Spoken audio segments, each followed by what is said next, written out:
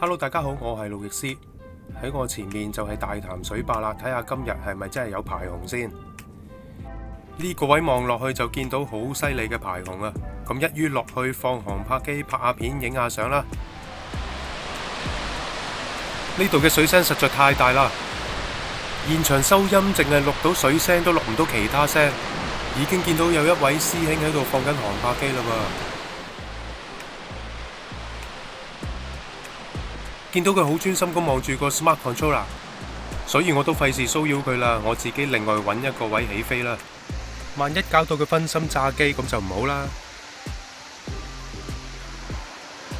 今日個水勢都非常之大下喎，我企喺呢邊都感受到啲水衝落嚟形成嘅氣流，哇！連我個 GoPro 都濕晒啊！呢個位置對我起飛同拍片都好不利，我而家揾第二個位，要行入去呢度嘅。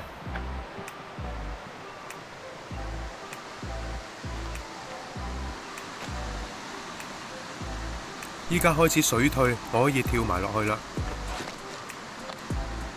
咦，嗰啲紅色一隻隻嗰啲咩嚟㗎？喂，幾搞鬼下喎！睇下咩嚟先。蟹嚟喎，原來。但係點解得一隻鉗咁巨型嘅？出邊啲水全部都係水壩排洪排落嚟嘅水嚟嘅喎。望過嚟呢邊對正個水壩，好啦，就喺呢度起飛啦。首先放隻 Mini 2先啦。今日天陰陰，我用個 ND64嘅 filter， 校個慢快門影流水。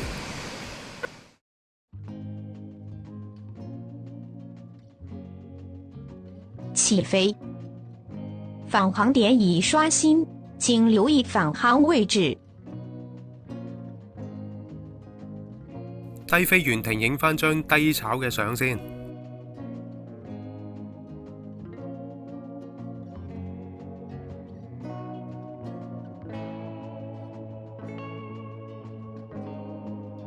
1/2秒嘅快門 ISO 100，同埋要儲存窩格式。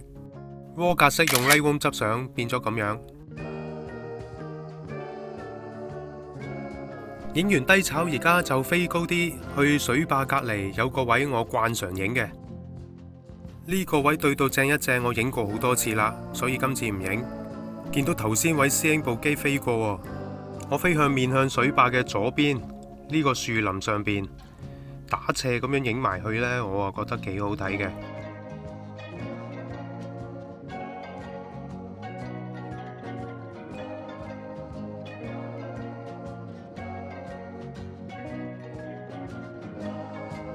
再升高啲，個構圖再豐富啲啦，有車有水塘有排洪，最重要嘅就係影到水壩嗰個彎位啊！再飛出少少，等個角度唔好咁窄。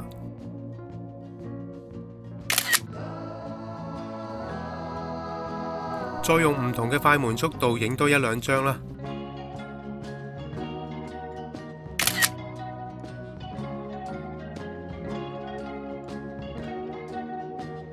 我都係覺得最後呢張比較滿意。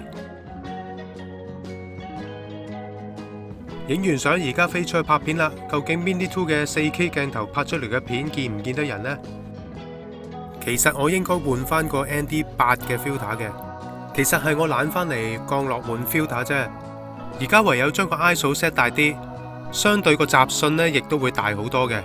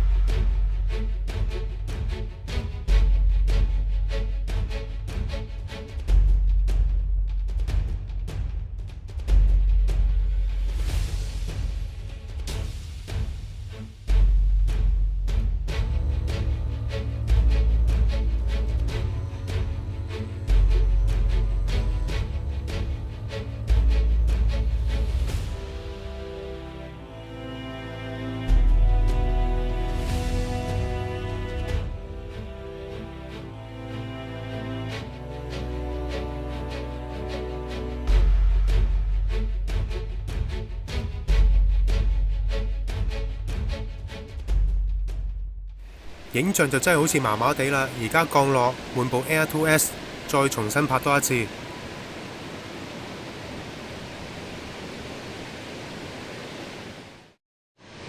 亦都係同樣裝咗 Freewell 嘅 ND64 filter， 因為我兩部機都係用同一個遙控，一轉機嗰陣呢就要 update 個 firmware 先得嘅。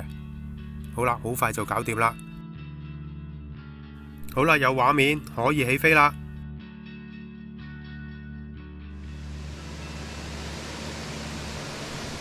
返航點已刷新，請留意返航位置。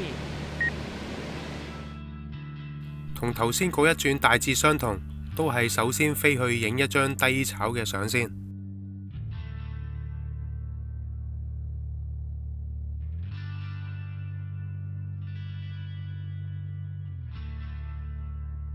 因為 Air2S 比 Mini 2穩定好多，可以試下將個快門 set 做1秒，用1秒嘅快門影出嚟啲流水係會有絲絹嘅效果。下載咗個完整版本放大嚟睇睇先。好啦，跟住又飛高啲，飛返去頭先水壩左手邊個位置。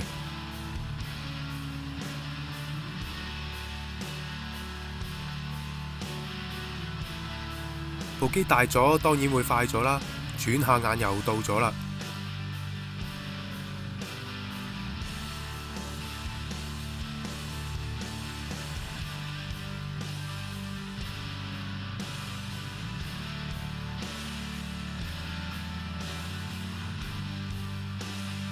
嗱 ，Air2S 仲可以自動對焦添。其實影相有一個好簡單嘅道理，就係寧願暗少少都唔好太過光。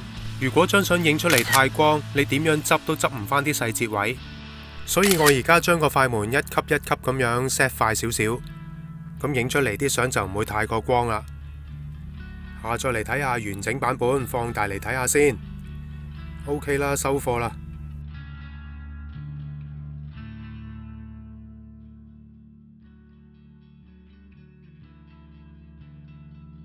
好啦，影完相又係到咗拍片嘅時候，飛遠啲，調返轉頭望返水壩。